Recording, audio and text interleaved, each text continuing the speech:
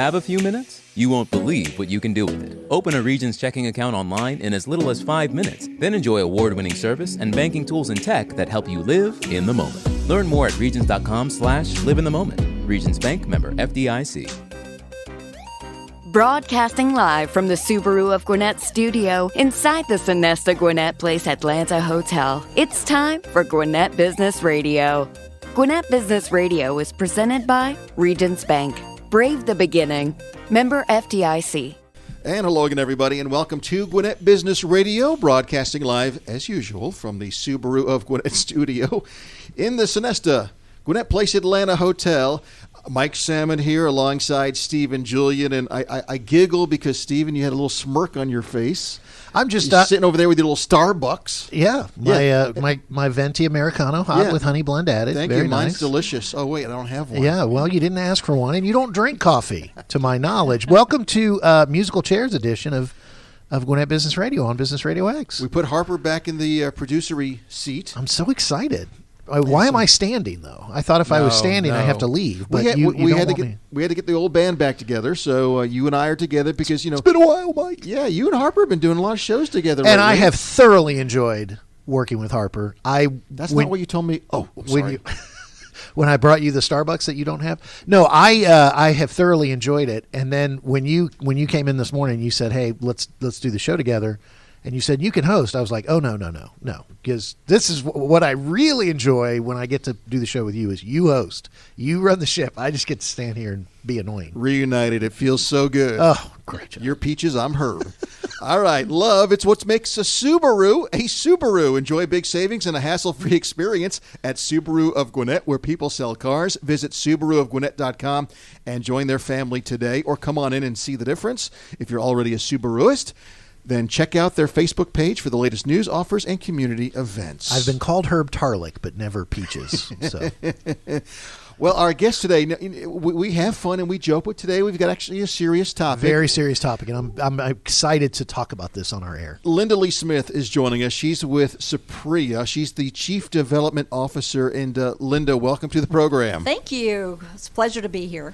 All right, first question, of course, Saprea. It's a nonprofit, a 501 C3 global organization. Mm-hmm. Tell us what the mission is and what you guys do. Yeah, so Saprea exists to liberate individuals and society from the effects of child sexual abuse and its lasting impacts. And I think the lasting impacts is what we'll get into later. But it's an organization that was founded to bring awareness, education, and healing to individuals who have suffered this trauma as a child. So as a child means 18 or under. And this is an issue that goes, unfortunately continues to impact people their entire lives, but it's really well into their adulthood that they realize the tremendous impact it's had on them and all of the decisions they've made up to that point. And I think in laying out the mission and vision, that's fantastic, and so glad that the organization is tackling such just a topic that is hard to talk about. It is. But I think the other thing that really hammers home the mission and the vision is some of the statistics around what you guys are dealing with is staggering. Can you share some of those with us? Yes. So just in the United States alone, we spend about $9.3 billion a year treating the symptoms, which, unfortunately means we're not getting to the core issue. So everything from suicide rates, high school dropouts. Very few people realize that 40% of high school dropouts are related to being sexually abused as a child. Substance abuse rates, suicide rates, mental health issues. 1 in 5 individuals, that's males and females combined, are impacted directly. So when you think about your friends, your neighbors, your colleagues, your family members, it's a lot of people. And I will tell you, when I joined the organization, I thought, okay, I see all of the stats, but I need to see them personally. And I have proven that the stats actually are right on. So no matter where I am, if you bring up the topic, people are more likely to tell you, yes, I am the 1 in 5. It's not a topic people are going to voluntarily share. And I think the saddest part for me is a lot of people I've known for 15, 20 years of my life have never mentioned this to me. You never and I knew. consider them a dear friend. But when the topic came up, they said, yeah, I'm the one. And I can tell you that of all of our volunteers, these stories are numerous. And it brings you to tears, because then you realize that this person you thought you knew really well has been suffering, their entire lives. So we're very excited at Saprea. Not only do we have qualified, researched healing available to individuals, all at totally free. Everything we do is totally free. And 100% of all of our public funding goes directly to programs, no overhead, which is something I have never been able to say in my career working in nonprofit. But we have beautiful retreats for females right now. We'll talk about the male program in a moment. But for females, we have a beautiful retreat. It's a 4-day retreat. Ladies go through an intake program. They go up to, we have one in North Georgia, one up in the mountains in Salt Lake City. And all you have to do is get yourself to the airport in Atlanta or Salt Lake City, and we have official drivers who pick you up. You go up for 4 days with a full clinical team, a group of 12 to 15, and they spend 4 days learning everything from how the brain works, what triggers your brain, coping mechanisms, all of those fundamentals to give people their lives back and allow them to get control of a trauma that was, brought upon them by someone else. And so that's beautiful. But then from there, we have everything from survivor groups, survivor-led groups, just like sort of the AA model. And we do volunteer community education. We are global. We've just partnered with countries like Colombia. Liberia is our most recent one, doing amazing, innovative work in those countries. So it's not just domestic. We are truly global, in the process of getting our UN approval right now. So exciting things ahead. But it's, I want to talk a little more about the stats before we end. But well, you mentioned one right before the show that I thought was staggering. Speaking of incarceration in prison, just share that with our audience. So we launched a prison support program right before COVID, and I think it's staggering when you realize that on paper, 80% plus of females who are incarcerated today were sexually abused as children. Many of them have never even shared that before. But it makes sense, because if you look at the decisions that they begin to make as a youth, substance abuse, suicide attempts, all of these things come back to this core issue that they've never dealt with. And so it leads them down a path that ultimately, lends itself to them becoming incarcerated. For males, it's about, on paper, men are less likely to disclose. So stats say 30+% of men incarcerated were also sexually abused as children. Which is probably low. Which is very low. We know that to be true. There's just not accurate research to prove that right now. So the prison support program that we've put in place actually is survivor-led. Depending on the prison system, you have to work within the parameters that they give you. But we actually have people go into the prisons and provide a 21-week curriculum. The key for this is we usually try to reach the individuals who are about to go out on parole. So within 6 to 8 months of parole, so that when you reintegrate them into society, they've actually dealt with the core issue and they have some mechanisms to cope, and hopefully we can diminish recidivism rates, because right now we're not successful in reintegrating individuals after they've been incarcerated. So this is a huge program. We're now in California. We've just launched in California in July. We're talking in Georgia now, getting ready to launch here. We're in Utah, and we're about to do some work in Pennsylvania, and we're taking it international in Colombia. The training for that program is just starting next week. We're speaking with Lynda Lee Smith. She is the Chief Development Officer of Saprea. Saprea.org is the website, and we'll give all kinds of good contact information at the end. But you've already, just in the first 5-10 minutes of this interview, you've kind of talked about a retreat. You've talked about a prison program. And it, obviously, being a global organization, there are so many different things you guys are involved in. Yep. So let me just kind of step back for a second, or ask you to step back and just say, I think you were telling us beforehand 3 primary areas of focus. Mm-hmm. Let's just kind of let's step back to that and just kind of give us some overview of the 3 because I think it's one of those issues. You can do anything, you can go anywhere. It's so prevalent, you can get lost in a rabbit hole. So what are the 3 primary areas of focus? So awareness is one. Just what we're doing right now is just sharing stats, helping people connect the dots. So we do a lot of programs in the community that are just education oriented, to share what we do, why the programs are important, and give the stats. And then prevention. So we have a lot of work around volunteer community education and programs that are aimed at caregivers and parents, coaches. So we work with the National Council on Youth Sports, Junior NBA, to share resources to coaches and parents so that they are more aware and they're actually having conversations with their children. And this is something that's very interesting. So we have what we call small talks. They're age-appropriate conversations that you have. If you have a 3-year-old, there's one for a 3-year-old. If you have a 6-year-old, there's one for a 6-year-old. As adults, we think like adults. So when you say to a child, don't ever let anyone touch you, we think, oh, okay, we're really doing our job as a parent. That is the worst thing to say to a child.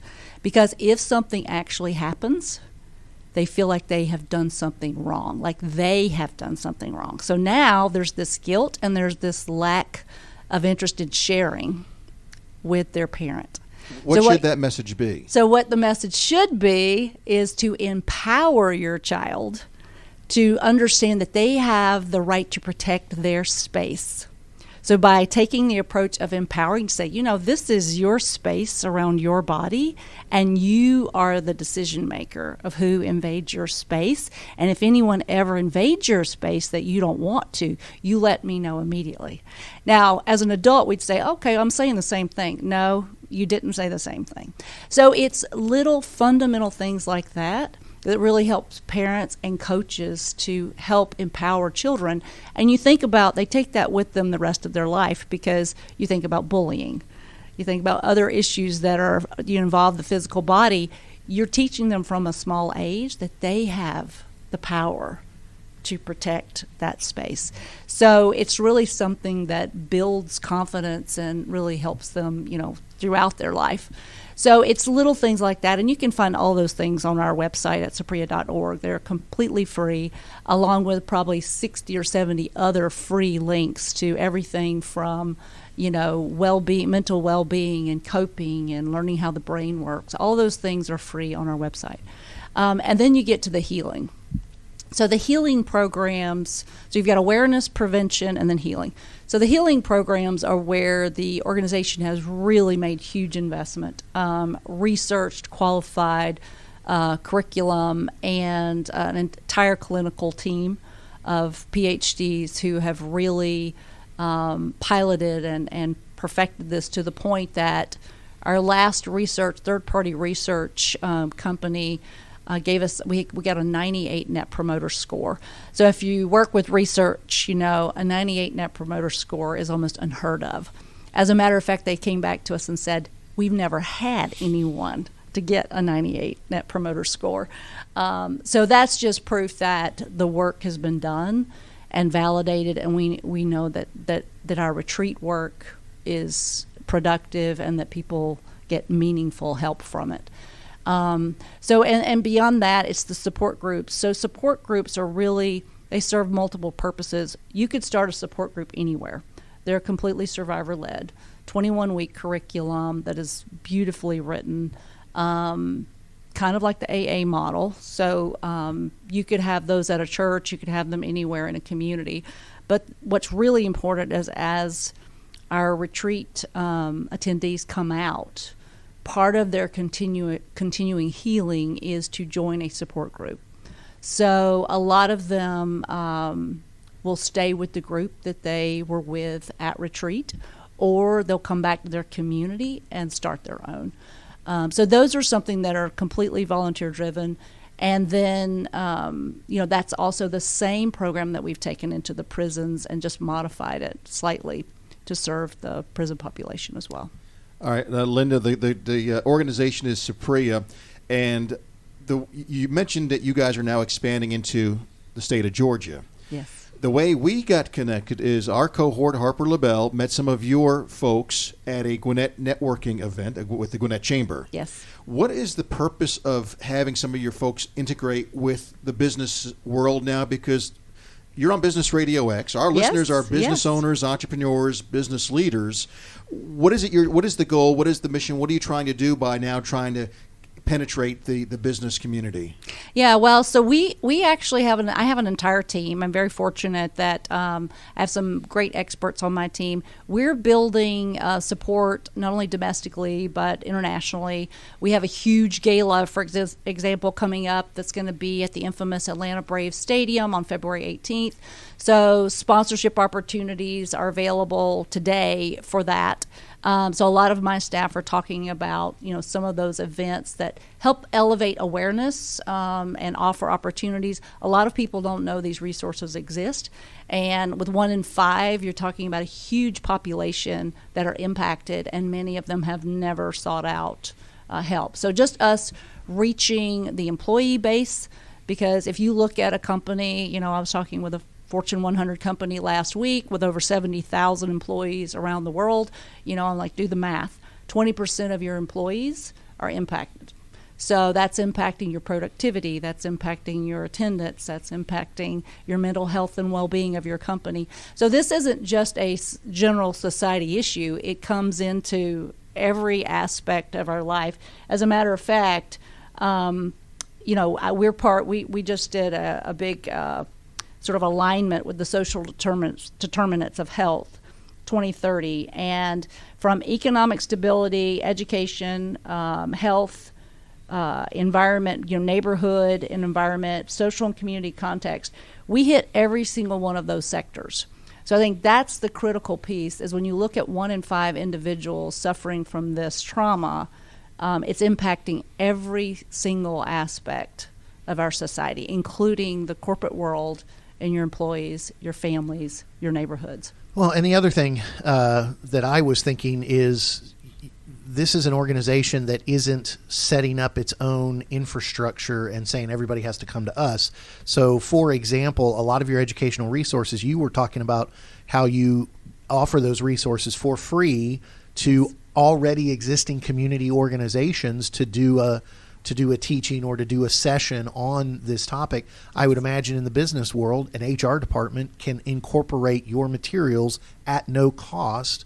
And I guess probably what I've been sitting here thinking is, it sounds like one of the most important things you guys are trying to do is to just have the conversation, just to bring it up. Yes. Education and conversation, those two things, whether it happens in just as it's presented in HR, someone who's an employee, whether they go to the HR or they just go, because I would imagine there's somewhere they can follow on your website to have a conversation with a counselor or something like that. So that's the key, is trying to have that conversation. So I thought of, and I've just been engaged in this for a few minutes, but I thought of, okay, working through an HR of a business. You already mentioned the community organizations. What are the other partnerships that you would love to have in the Atlanta area and as you keep going to other states? So we need the corporate voice.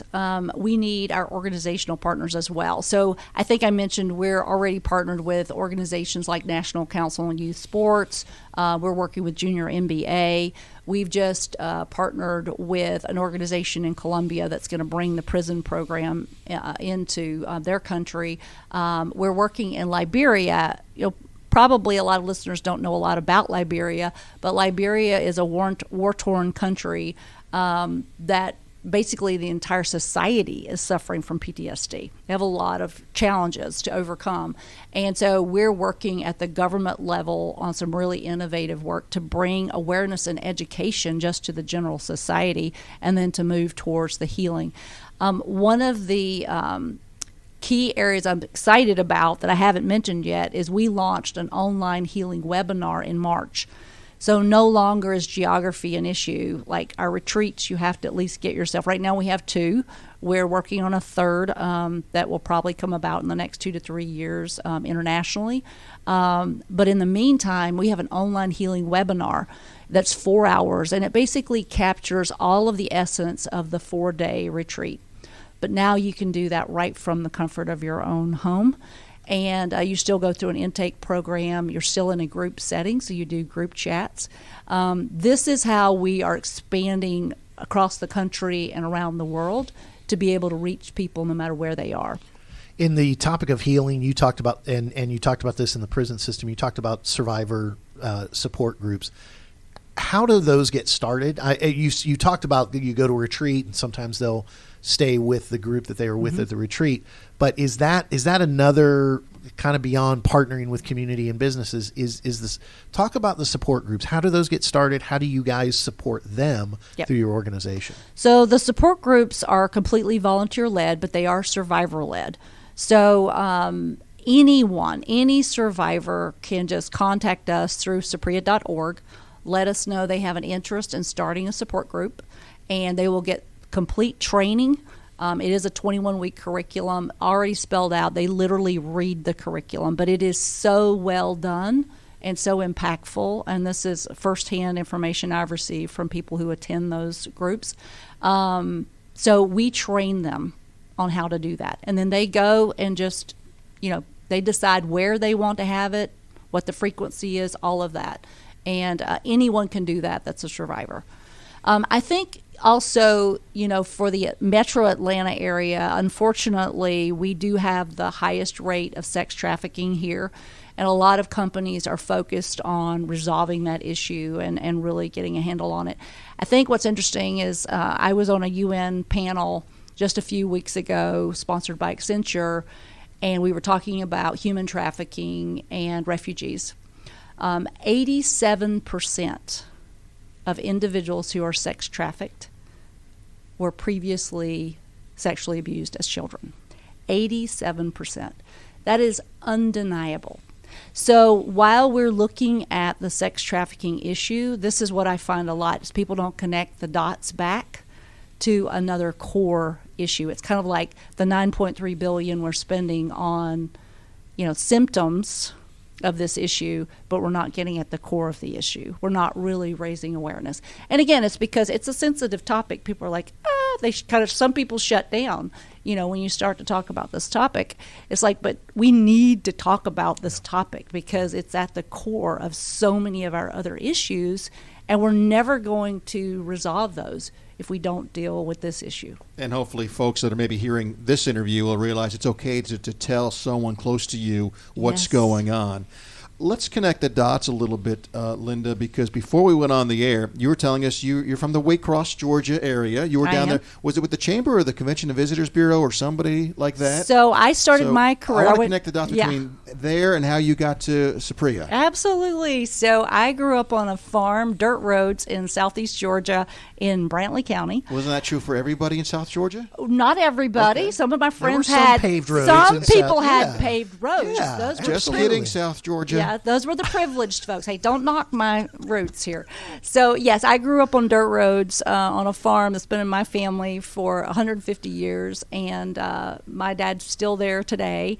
And so I grew up going barefoot on dirt roads and always was intrigued by the world. My mom used to say, I don't know where you came from. But we had one high school. Everyone went to the same high school. So it was that typical rural, environment. And then I went to Valdosta State, came back, and became the first executive director for the Waycross Chamber of Commerce for their Convention and Visitors Bureau. And my husband had moved from Birmingham to put the first independent television station on the air on St. Simon's Island. And we met, and that was history. So we got married. Ultimately moved to Atlanta in '97 in Johns Creek, and I've been here ever since. So I've had the pleasure of doing a lot of work globally, which really warms my heart. Serving as a CEO for International Advocates for Children and working with the American Heart Association, American Cancer Society, and many others. But this work, when I started with Supriya, I thought, this is going to be different because, it's one thing. I had been with Habitat for Humanity International for a long time, running their corporate team there, and we raised $80 million a year with that team. And when I came to Saprea to take the organization truly global and help develop the global growth strategy, did you go to them, or did hard. they come to you? How did that connection? So it was kind of interesting. Our East Coast headquarters is in Alpharetta, so it's very close to Johns Creek. That was a nice drive. So if you live in Metro Atlanta, the drive matters. And I'd been driving downtown for a long, long time. And I said, Alpharetta, okay, that looks really nice. And so I had the first conversation with them, and they, at first I thought, I don't know. I wasn't sure. And they flew me out to meet with their board of directors, and that really sealed the deal. I was like, okay, they are ready. And this is such an issue that, once I realized the impact of the issue, I'm an impact person, so I'm like, I want to change people's lives. I want to know every day I made a difference in someone's life. So I was like, this is an issue that impacts so many people. There's so much opportunity to truly give people their lives back. And it's been a real pleasure to be able to take all of my years of knowledge in working in the global community and working nationally and apply it to this particular mission. So very exciting, a lot of opportunity, a lot of growth, and it really resonates.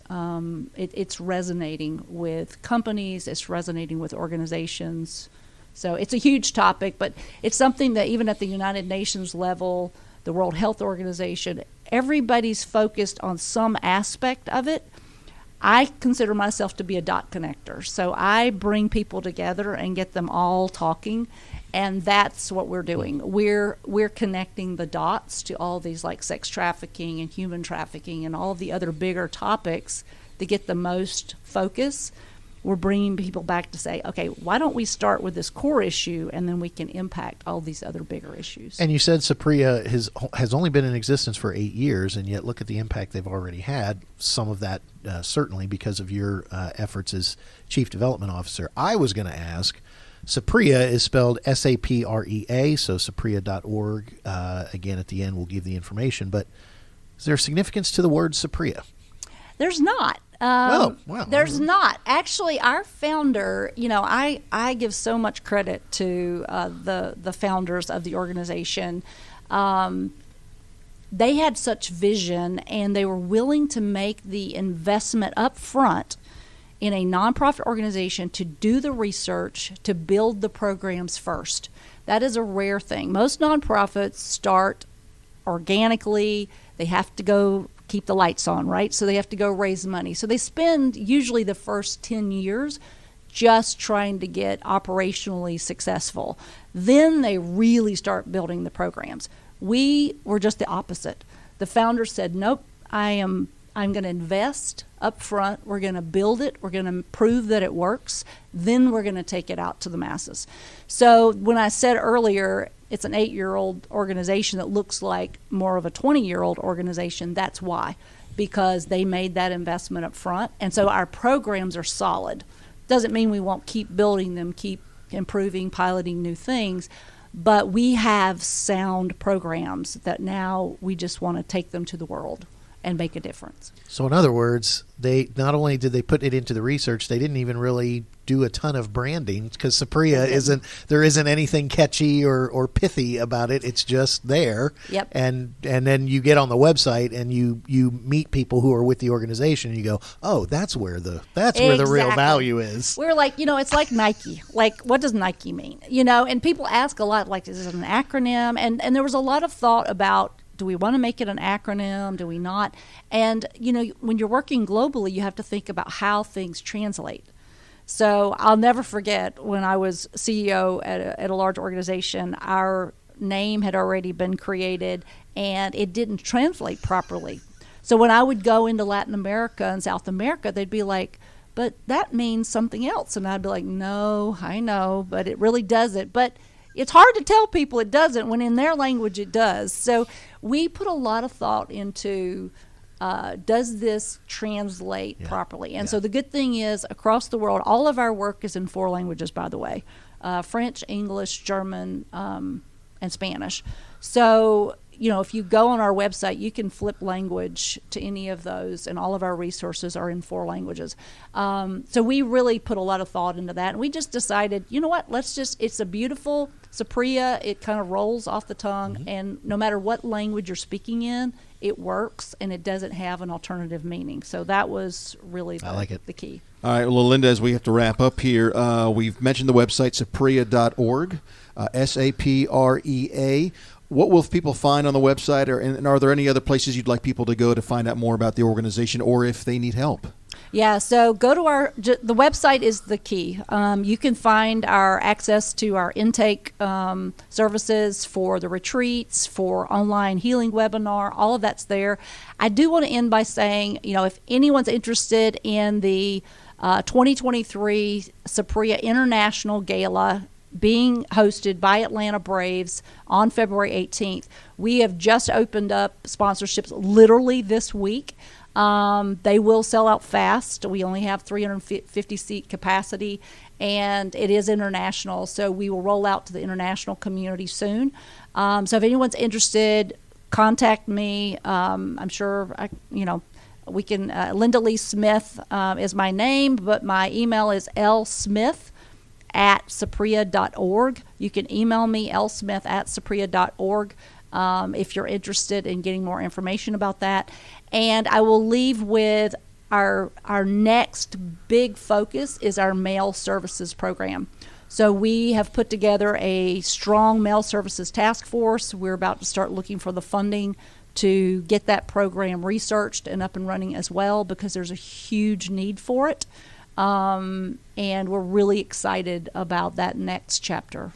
You seem like you're a very busy person. We're very fortunate to get you to come in for a few minutes. Thank you so much for your time. Thank you very much for having me. The other thing I'll say about the website is real easy to get on there to figure out how to volunteer, real easy to donate apart from the gala. There's obviously other ways to donate. Yes. And the resources. So it's all there, and and just very well put together. And all free.